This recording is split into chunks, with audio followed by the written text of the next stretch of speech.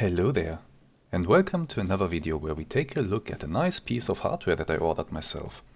I bought myself the GLADIATOR NXT from VKB Sim, a nice little joystick. I also ordered the Stax throttle, which did arrive as well. We are going to take a look at that next time. Today we are taking a look at this. Now I should mention that this is not a sponsored video in any kind, shape or form. This is something that I bought myself, nobody is paying for that but me. And so I'm completely free to give you my 100% honest opinion on this. As usual, my focus will be on evaluating how easy it is for a complete newcomer to flight sims to assemble this and to get it going inside of a game.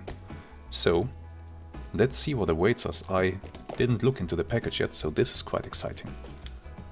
First, we need a knife, and we are going to open this carefully, not to damage anything, while we cut it open. Very carefully.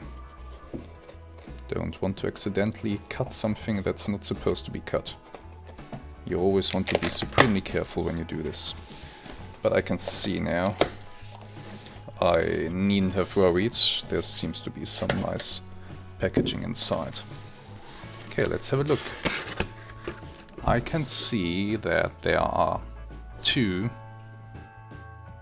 packages inside. One is the base module and the other one is the grip. So I assume that I will have to assemble this. Oh well, let's go ahead and take it out. Oh, this is a tight fit. Here it comes. There we go. Wow, what a package. Let me put this here so that you can take a look at it. The box we'll put to the side. There we go. Now, where do I start? So this is the grip and this is the base. Let's start by by cutting them apart. They are packed together inside a plastic bag, so let's just make a cut here and separate them. That should be fine. There we go. Here's the grip. And let's remove this, we won't need this anymore. There we go. The packaging did take some damage during transport. I hope everything is okay inside. I really do. Let's see, how do you open this? Is there a latch or something, or do we just lift the lid? We just lift the lid, okay. I'll put the grip to the side for now. And we'll take a look at this here. What do we have inside? Okay. A quick installation guide, which does say, well, not much honestly, but there is a link to a video tutorial. Okay, here we have some more information when we unpack it. So there are some things that we need to assemble. Interesting. We will need to assemble the grip to the base, but honestly, I'm not sure what kind of tools I need. Okay, I need a hex key apparently. Let's see what's inside. Maybe, yeah, okay. Looks like we have everything that we need. There is a small little hex key here. There are some springs, some screws. And what is this? Some kind of... no, it's not a cable, it's a string? A wire! There's a wire inside. What is that needed for? And what the hell is this? Heat shrink tube? Okay, let's take everything out and maybe we can figure this out. What do we have here? There's a USB cable. That's no surprise. And then we have the base module itself. Nice. So this is very nicely packed inside. This, I don't think it can be damaged in transit. the packaging is solid. Oh, look at that. So it's open from beneath. I didn't expect that. I thought there's a base plate. Oh yeah, there it is. There is indeed a base plate. So I think one of the first things to do will be to screw the base plate to the base. That shouldn't be too difficult. Let me put this somewhere. Ooh, heavy. And let's take a look. Is there anything else? No, that's it. That's everything in the box. So let's put everything back in that we don't need right now. And I'll move the box to the side to give us a bit more room here on the table. So how do we go about this? Let's see. Here's the quick installation manual. It seems that we do need a grip for this. And base plate installation. Yeah, okay, that's straightforward. I hope you can see this. Let me hold this into the camera. So it seems that we are starting with the grip installation, and we are then moving on to the base plate. My guess is the base plate is the last thing to do, and then, yeah, and then the second page is calibration and, yeah, getting it to run basically. Okay. You know what I'll do? I don't want to screw this up. So let me take a short little break here while I watch this video tutorial, and then I'll be able to tell you if this video tutorial is actually worth a damn. So, see you in a little bit. Welcome back. Now, I did watch the video, and there was a video on their YouTube channel, basically a quick start, quick installation guide. And I think it is absolutely necessary to watch the video to understand what you are supposed to do. Now that I've watched the video, I know that this isn't a piece of heat shrink tubing. Well, it is, but they are calling it a special cable protection tool. Yeah.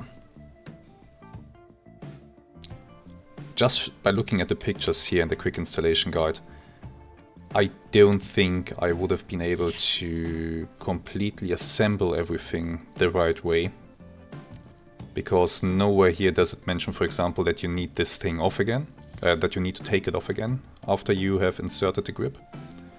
That's number one. Number two, there are, I think, some additional steps that are not well explained. It does say here on the paper that you are supposed to run the cable to the connector pin. But the cable is represented only by a thin red line. And it isn't very clear that this is the connector cable and that you're supposed to thread it through this little channel here so that it is actually secure. Just by looking at this thing, you might actually go ahead and assume that the red thing on this picture is this cable that you see here. So there is definitely something that can be improved about the quick installation guide. The video is helpful, absolutely. But, yeah, well, I'm just old school like that. I think if you include a manual of some kind, you should make it so clear that the user is not required to watch a video to understand what he's supposed to do. Now, even after I have watched the video, it is still completely unclear to me what is inside this packaging. Of course, I understand the screwdriver. I even understand the additional springs here. I can assume that these are springs of different strength that you can swap out for these. But what is the wire for? What is this plastic cap here for? What is this? I have no clue. Even after watching the video, I have no idea. This ring, what is it for? I don't know. It didn't explain it. Let's go ahead and take the things out. Maybe it will become clearer. So yeah, a thin black wire. No idea what I'm supposed to do with this. Am I supposed to use it? I don't know. The hex screwdriver, nice to have. Whatever this is, A keychain ring with a wire around it? No clue. Absolutely no clue what I'm supposed to do with this one. Then we have springs. They have numbers. So I guess the numbers indicate their strength. We have some screws. I don't know what these screws are for. Where do I need to put those? That's another thing about this quick installation guide that can be improved. There is no... You know, when you make something like this, the first picture should always be a summary of the things that are inside a bag like this one. And they should be numbered. So it should be numbered, this is screw A, or screw number 1. This here is screw B, or screw number 2, whatever. And then, later on in the manual, you can refer to those numbers, so that the end user knows which screws to use where. Okay, by looking at these pictures, I can kinda tell that for securing the grip to the throttle, I should use these 3 screws here. And then I further on guess that for securing the base, I should use these 4 screws. So alright, we can manage that, that's okay. But still, you should really have an inventory listing. It might help me to know what I'm looking at here. What is this black cap? Pier 4. It is... This is rubber. Is it to plug some hole? Maybe. We'll put it to the side for now. What is this? There is a picture here on the quick installation guide on the back about an X-axis lock plate. Let me see if I can make this visible for you. The lighting and the focus isn't too great for reflective material, such as this stuff here.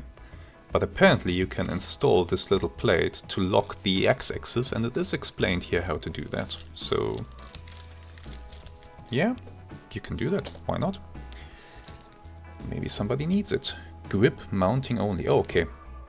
Oh, okay. This is what I mean. I initially assumed that these screws are to secure the grip. No, it's these ones. And the only difference is the sticker. But now I don't know what these are for. Once again, no clue. Okay, so these are for the grip. Alright. And that was everything inside the bag. So, 1, 2, 3, 4. Also, why? Interesting. So, of this number 20 spring, we have 4. Number 30, 1, 2, 3, 4, 5, 6. Okay. And number 10 has 6 as well. Where's the logic in that? What does that mean? Once again, I'm a little bit stumped. Let's put it to the side here. Move it out of the way for now. These screws we'll need for the base, I'll put those here. And these ones we'll need for the grip, I'll put those here. Now, let's go ahead and take the grip out of its packaging.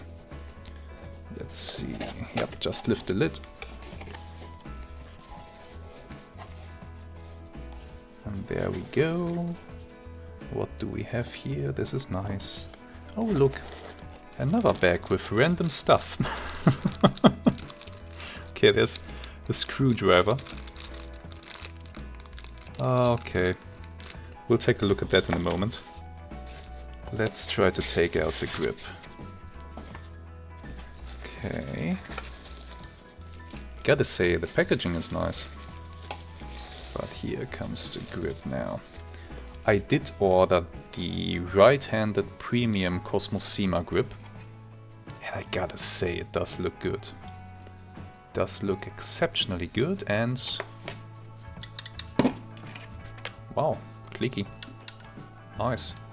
It feels good as well. It's just the right size for my hand too. I like this. I like this very much. Let's go ahead and remove this box. so that it isn't in our way. Then we are going to take a look at the things that came out of it. Really nice looking. Double rapid fire triggers. Enough buttons, switches. Oh, nice. This is nice. I gotta admit, this is nice. This one will be kind of hard to reach, or no, it won't. I think the size is just perfect for my hand. There is some padding here for your wrist. I think that can be adjusted. There are screws here. Let's see what's inside this little packaging. Oh boy. Oh, okay. This is nice. Let's get everything out of there. There we go. Okay, I'll put this here for now. What do we have here? Little tiny screws and washers. I have no clue what to do with those. They are going into the pile. What do we have here? A head switch. Huh.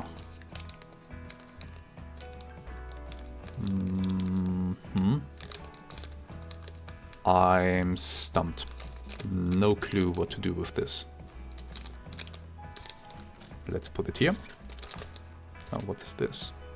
A little piece of plastic.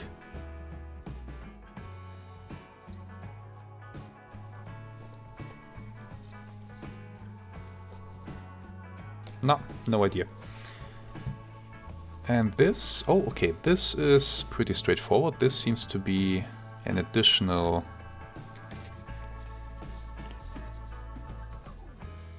one of these wrist rests that can be exchanged, a taller one.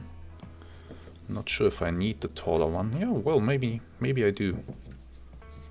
Maybe I do. We will see that when everything is mounted.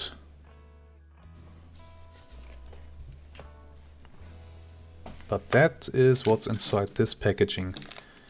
And once again, and this here, a button. What kind of button are you and why should I care? That's what's bothering me right now. A, what is this? And B, what can I do with it? Let's put it here. Let's put it into the pile. Okay, I think we'll start by installing the grip to the base. And for that we need the special cable protection tool, aka the heat shrink tube. We are supposed to thread this in. I guess some people managed to break the cable while sticking it inside of that thing. Even though I don't know how they did it. But it seems that's what happened, and so VKB decided to include a special cable protection tool to avoid that from happening. So we are threading this in. And jeez. And now we are using that to guide the cable through the hole down here. Oh. There we go. It's going inside.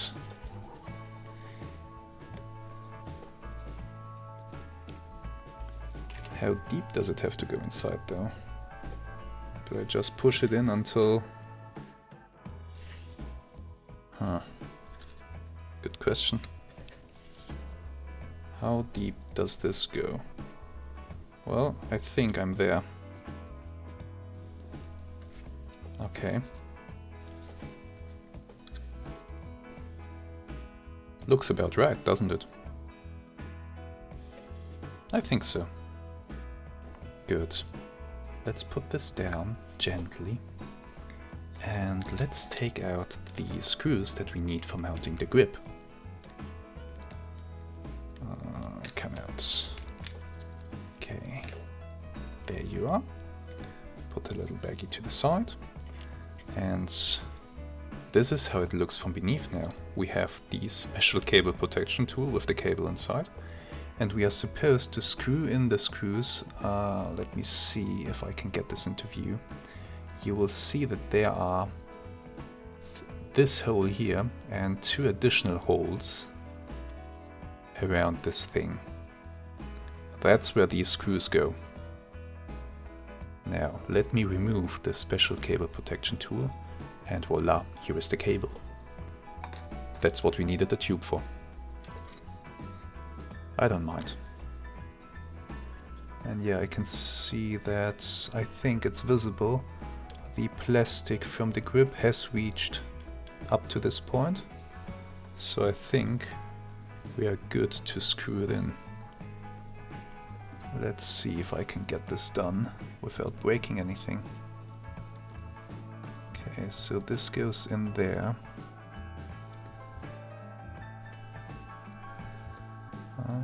Not quite sure. Where is the key? There it is. Let's be very delicate with this. Yeah, okay, there it goes. It's going in. I hope I hit the threading just right. There isn't a good feel to the threading. It doesn't really bite, if you know what I mean. But okay, next screw. I didn't tighten the first one yet. I'm waiting to get all 3 of them in before I tighten down on the screws. And let's move the cable a little bit to the side and put in number 3 into its hole.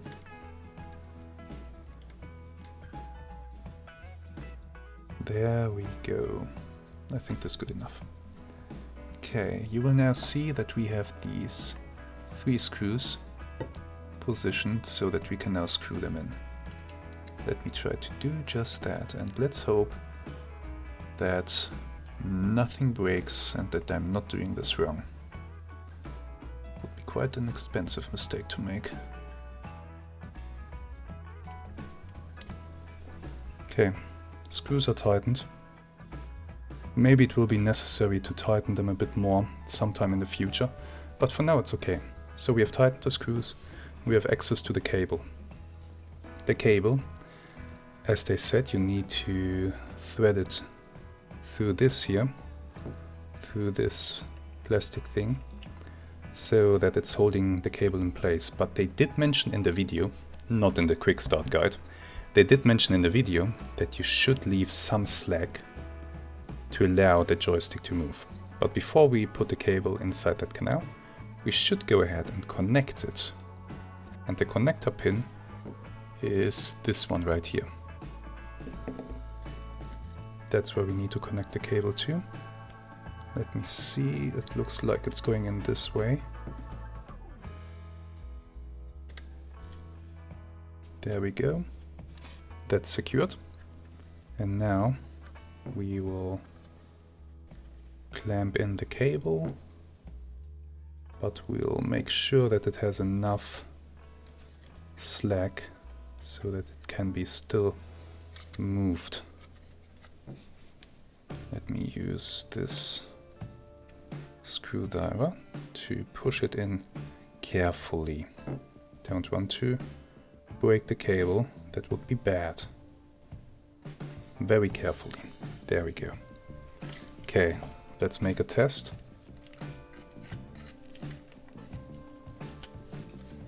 This is moving well. It's moving well in this direction. And the cable has enough slack so that it isn't being broken. Maybe it has a bit too much slack. Don't know if the screw will interfere with it. No, I think this is all right. Okay. So that's that step. Now the quick start guide does mention, and this is something that I like about this is actually nicely done. The quick start guide does mention that we can, where is it? On the other side. The quick start guide does mention that you can lock the x-axis or the y-axis. No, not locks, excuse me. That you can adjust the damper for the x-axis and the y-axis. And it shows you where that is. And they made an effort. They clearly marked where you adjust that. These red plastic thingies, they are covering, well, not really covering, but they are the access points to screws that you can adjust with, where did I put the key? That you can adjust with this key, and the dampers can be adjusted by turning those screws. It's nice that they mark these in red so that you exactly know where you need to make the adjustment. That's a good thing. That's well thought out. I like that. Now, we have mounted the grip. The grip is secured on the base, and now we need to secure the whole thing to the plate. Let's see. Should be, I think it's these 3 screws here. Let's take a quick look at our awesome quick start guide. Yeah, it requires 4 screws. No, it was the 4 shiny ones. Ha, okay. The 4 shiny ones. Let's put them on the table.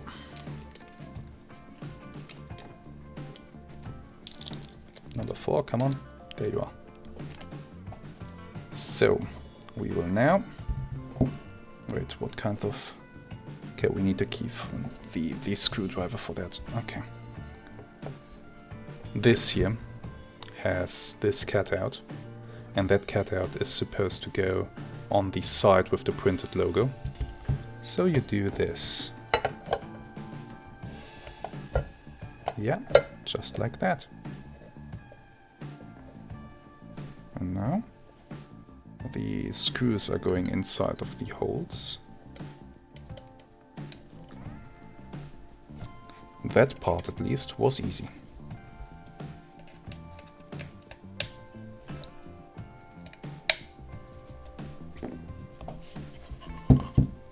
The grip is assembled. I still don't have any idea what to do with all the other stuff, but at least the grip itself is now assembled. And as for the grip itself, I gotta say, it feels really nice. It does. The movement of the grip is nice and smooth. Very nice and smooth. It's not too hard, not too soft. By adjusting the dampeners inside, you could change that a bit. The buttons, as I said, it has a trigger here, 2-stage, a rapid fire trigger up here. Once again, you can push it in or push it out. Nice. There is a little button here, you can push this in, or you can move it around. I think it's 4 directions. Yeah, looks like 4 directions. A pinky button down here. And then up on the grip, you have another button up here. Well, yeah. Nice to reach, that works well. And then you have, what is this? A 4-way switch here, can also be pushed in. You have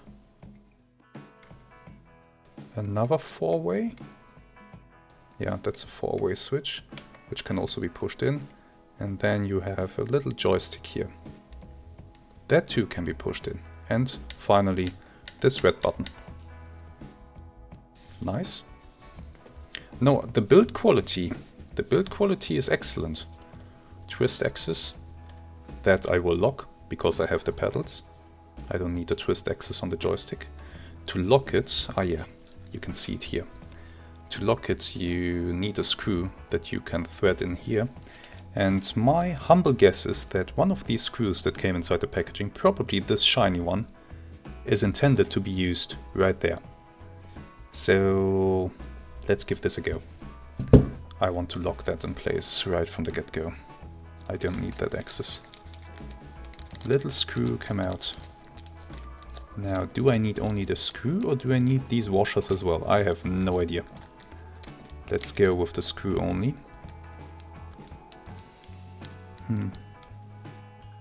Nah, no idea what they are used for. But you know what? This screw looks a little bit too big to be used down here, doesn't it? Wait, let me see something. The washers. Maybe they are used for this. Let's take everything out and let's put the tiny black screws back in.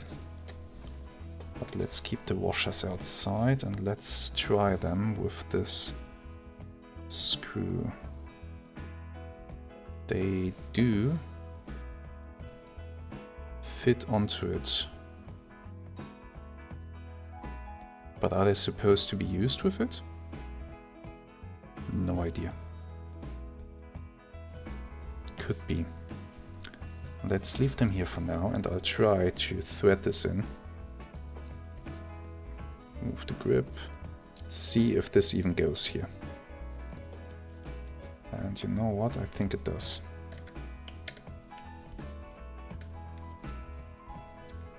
I can screw this in.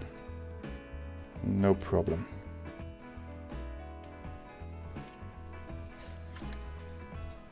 And now the twist axis is locked. So there's that. That goes there. Would it have made any difference to use these things though? I'm not sure. Once again, I'm not sure what to do with those. I will leave that for later, and I'll look that up later. If this screw needs to be secured with these things. And if I don't forget it, I'll write it into the video right now, if you need to use these little washers to do that or not. Now, let's come to the base. We have here 3 buttons. Nice clicky feel to them. And we have here... Ah, look, these are self-centering. It returns to the center. Then we have one. That's not self-centering, that's an axis. That can be moved up and down. Might be a good idea. If you are not buying a throttle, then this could be your throttle. I think it would work very well for that. While this could be used for maybe flaps or something like that. And then we have an encoder wheel here that can simply be moved. Might be good to switch radio channels or something like that. Yeah, nice. So, to sum it up, the installation so far, I like the product. I like the feel of it. I like how it looks. I like the buttons that it has and everything. What I don't like is the very lackluster manual. And I'm sorry to say it, but it is lackluster. A manual without an inventory list? I mean, how would I even know if something was missing from the packaging? That's the next thing. If maybe there should be something here that isn't here. How would I know? I wouldn't. And I still have no clue what this is. What is this? What are you supposed to do with this? I am a creative person, but I don't get it. Okay, you know what we'll do next. We will connect this thing to the PC and we'll fire up the calibration software and see if that at least is a bit easier to understand. The connector is here. That's where the cable goes. So, let's go to that part of the video. Just another little update before we go into the calibration. It just didn't leave me any peace, I had to look it up. So, these things. I bought the premium version of the KOSMOSIMA grip. And by using these things, you can convert the grip into the standard version. Why on earth you would want to do that is beyond me, but the option is there. So this here where it says head switch, A1 head switch, you can use the contents of this to replace the joystick up here with a 4-way head switch. Once again, why would you want to do that?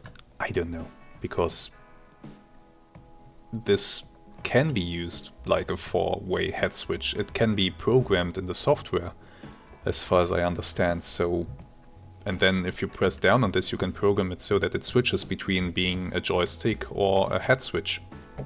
No idea why you should want to do this. And then there is this C1 button.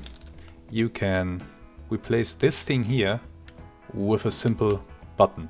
Once again, why would you want to do this? I don't know. Because right now you do have, I think it's 4-way. Yeah, it's a 4-way head switch and a button. Okay, I'm not gonna judge. I exchanged the palm rest for the taller one. I think I like that one much better. It's just the right size. That's awesome. And I did look it up. Yes, to properly put this screw in, you do need these washers. So I installed that as well. And what else did I find out? Oh yeah, this little weird plastic thing.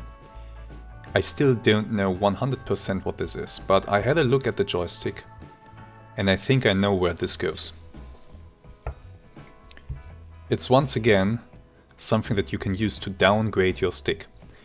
The premium version of the stick has this rapid fire trigger up here. You can remove this, but then it leaves a hole. And that hole can be covered with this plastic. If you look at the shape of it, it is... let me see if I can get this into view properly. It is just the right shape to fit inside the stick, right there where this trigger is, and then there wouldn't be the protrusion of the trigger. It would be simply covered by the black plastic. I think that's where this goes.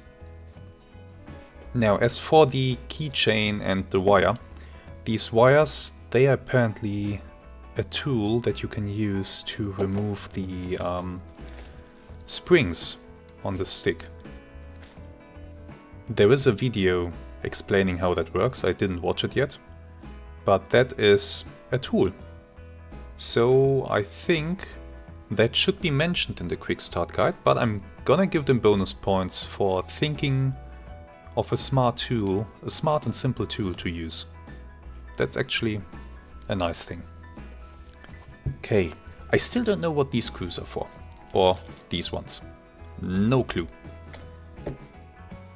And I didn't need to use the screwdriver, although I think that would have come in handy if I were so insane as to open up the whole stick, because to switch out these buttons with this stuff you need to disassemble the whole stick, you need to take it apart. And I think that is maybe where these screws would come in for securing these things. But we are not doing that. I like it as it is. I'm not gonna downgrade it. Why would I? Nice. Once again, the feeling of this thing, it feels very sturdy. But there's a small little but.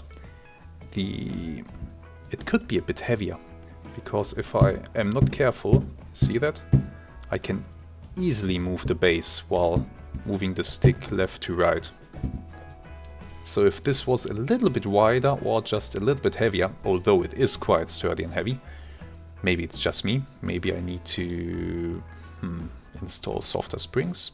Nah, I'm not touching that right now, I'm leaving it as it is, and I did order desk mounts, so eventually this thing will be secured to my desk and it won't be going anywhere, so that will be nice. Okay, now that we have sorted out the additional bits and bobs, I'm gonna go into the calibration software. Wait, another short mention. I forgot it. The little rubber thing, I put it in here. There was a little hole here. I don't know why there was a hole there. maybe it is for, you know, there are additional modules that you can buy, extension modules. Maybe if you had such an extension module, you would put a cable through that hole to connect it. But I don't have that. And so I think the little rubber thing is intended to cover this hole. So that's what I used it for.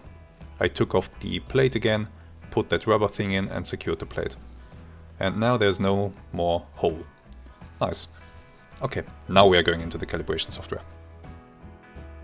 So let's take a look at the software that we need. Go to the website of VKB, and there you will find the latest firmware for all devices. You will find the VKB Z bootloader. That is the software that you need to update the firmware, to flash the device and update the firmware. Something that you shouldn't do right now. When you buy the device, it should be having the latest firmware straight from the factory. So you don't actually want to do that the first time you use it. But this here, VKB dev config device configurator, that is the configuration software that you do need. So I've downloaded everything and I have put it into a folder. And as I said, I downloaded it, but I'm not going to use it. We are going straight into the calibration software and we will calibrate the device. Now, it seems that it did detect the device up here. But now what?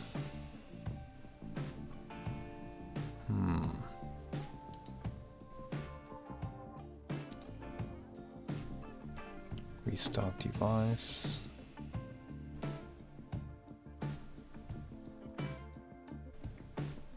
This is not what I expected.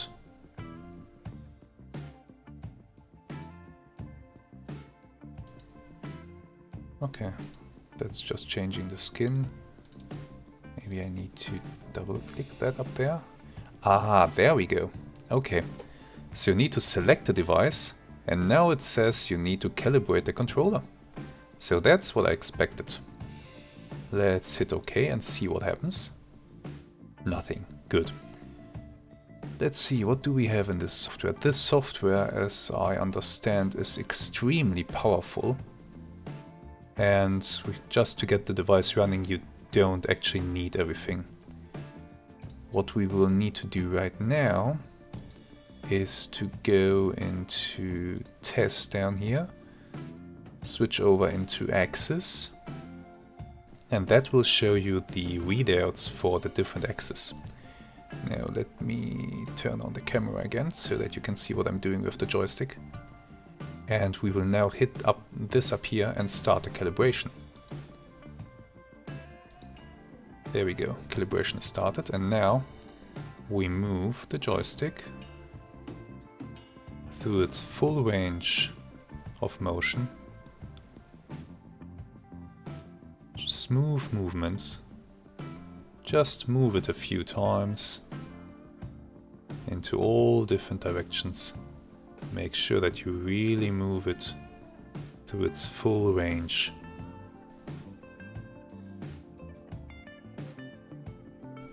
Smooth movements.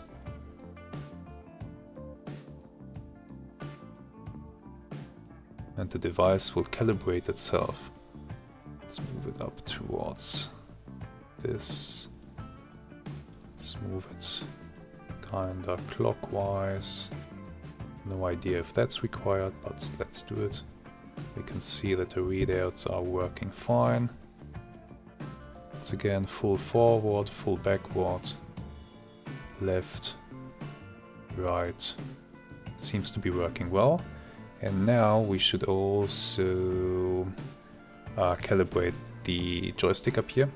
Push it in and the little red LED will light up. And now you can see that it's outputting that stuff as well. Oh, I'm just noticing this right now. Let me move this so that the camera isn't in the way. Sorry for that. So now, yeah, you can see the joystick is moving. I'm rotating it clockwise, counterclockwise, Just give it a few nice twists. And once again, the full joystick for the Y and X axis. You can see how the readouts are changing, that's working. And then of course also this little thing here. Let's move it through its full range of motions. Oh yeah, oh, it is actually noticeable how it calibrated. It wasn't really centered at the start and now it's calibrated properly. Interesting how it does that. And that should be it. I did lock the twist axis, so we are not gonna calibrate that, I don't care. And the calibration. And now that the device is restarting and it's calibrated. And that's it. That is the calibration process for this device. Now we can go here, make sure that everything on the device is actually working. If you push a button, something should light up somewhere. Two-stage trigger, pushing the trigger out, pushing the trigger in, this red button, the little joystick. Oh, so it is an 8-way switch. Okay, it's not a proper joystick, it's an 8-way switch. And I don't see a button lighting up for when I push it in, so that right now is only changing apparently. Ah, I get it. Okay, let me show you. There is a small red LED up there. And if you go ahead and push this in, the LED turns off. And now that the LED turns off, this here is the, I think, just basically a little joystick. And if the red LED is on, then you see it's no longer registering as a joystick. I think it can now be programmed as a head switch. Interesting. Okay, let's do the other one. That's a 4-way switch. Is it? Yeah, it is. It's a 4-way switch. You can also push it in, and let's do the last one. That too is a 4-way switch and can be pushed in. Red button. This one here is another 4-way switch, which can also be pushed in. And then we have the button up here on the side, that's working. And the pinky button down there, that's working as well. Did I miss anything? I don't think I did. Just the ones on the base. That's working, that's working, that's working. This one is working. And the encoder wheel is mapped to something as well. Okay. The device is working. So now that we have verified that and we have calibrated it, we can go inside a game and try to use it. And because I still didn't download DCS or any proper flight simulator, we are once again going to Arma 3. Let's see how difficult it is to get this device started inside the game. Let's hope it's not too difficult. Let's go ahead. No, wait just a second. I took a look at the software and I just wanted to show you this. This is certifiably insane. This software apparently is very powerful when it comes to the things that you can do with it, and yeah, that gets obvious really fast. I mean, look at this. You can apparently create profiles. You can map buttons, you can with a physical layer and a logical layer. I'm not sure what that means. POVs, no idea what that does, but it's there. And no idea what that does either. And then there are macros that you can define. So this software seems to really be super powerful and should allow you to do all kinds of crazy things with your device. Am I gonna use that right now? No, not at all. I'm not touching that. First of all, I need to familiarize myself with the standard settings before I go ahead and do crazy things. I will do crazy things eventually, that much is already perfectly clear to me, because I won't be able to leave this alone. But for now, let's use the standard settings. And once again, welcome to Arma 3, where setting up the controls was just as easy as with the pedals, so that was a pleasant surprise. You just go into the option, go into the controls, and you go to the controllers, and the VKB Sim Gladiator EVO right was immediately recognized, and you can show, if you click here on show, it will show the values, and now I push the stick forward, you can see it's registering the movement, backward, left, right, it's getting the movement, and throttle, the center lever on the base of the joystick. So that's working. And then, once you have verified that that works, you just go into the controls for the helicopter here, for example, double click on the cyclic forward controls, push, let me show you, I'll delete this binding. Now I simply push the joystick forward, it recognizes that, and that's it. And you do the same with forward, backward, left, right, and then I also map the throttle, the collective raise and collective lower to the little lever on the base of the joystick, to the lever, and that's it. Everything done. So very straightforward, very easy. Once again, of course, you can go in here and you can expand this and you can play around with sensitivities and dead zones and curves and everything. That's up to you.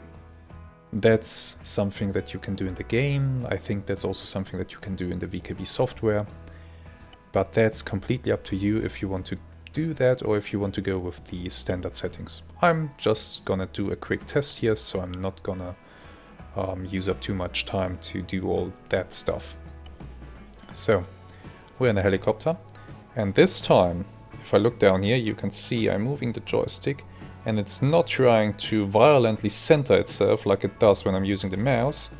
It's actually doing the proper movements, and same with the throttle. I can seamlessly move it, it's very controlled, it's very nice.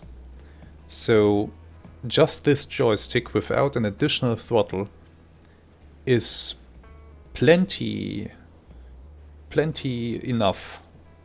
It is all you need to play a simple game like Arma 3 or like something that doesn't require too many buttons. Maybe a World War I flight sim would work with just the joystick as well. You wouldn't need an additional throttle for that, because you have the joystick and you have throttle control on the base of the joystick. And yeah, more things are always nice to have, but not always required. So I think with that all said, let's start this thing up and we'll take a short flight to the airport. I'm very curious how this goes. This is the first test, literally the first one. We take the wheel brakes off, there we go. Collision lights on, we might need that. Okay. The engine has spooled up. Are you ready for this? Do you trust me? Oh, he doesn't even want to talk with me.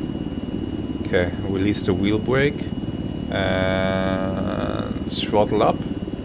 Ooh, this is nice. Ooh, this is very nice. Oh, okay. Give me a bit right rudder. I'm using the pedals, of course. Oh, this will need getting some. I will need to get used to this. Oh, this is so different from what I've experienced so far. But it's nice. It's very nice and smooth. Ooh, look at me. Nice, okay. Let's take it into the valley here. Here, haha. Oh. More so. Yeah, okay. I got it. I think I got it. Ooh. Okay. Very unusual. A completely new feeling. But not a bad one. Not at all. It's just things that I need to coordinate and use in a different way than I'm used to. But man, just even having such a smooth input is making such a huge difference. This is insane. Look at that, how I can fly a nice turn. Oh wow. Oh, this is so nice, you have no idea. Okay, let's lower this collective and try to turn in. The gear is still down, yes it is. Okay, let's try to bring this down. I think I'll need another approach here. So yeah, we'll turn around at the end of the runway and then we'll come in. But I'm telling you, this is making such a huge difference. I wouldn't believe it if I wouldn't experience it myself. Such a huge difference on the controls. It's so damn smooth. I can't believe it. Look at this. Such a nice and smooth turn. I would never be able to do... Oh. I would never be able to do this with a mouse.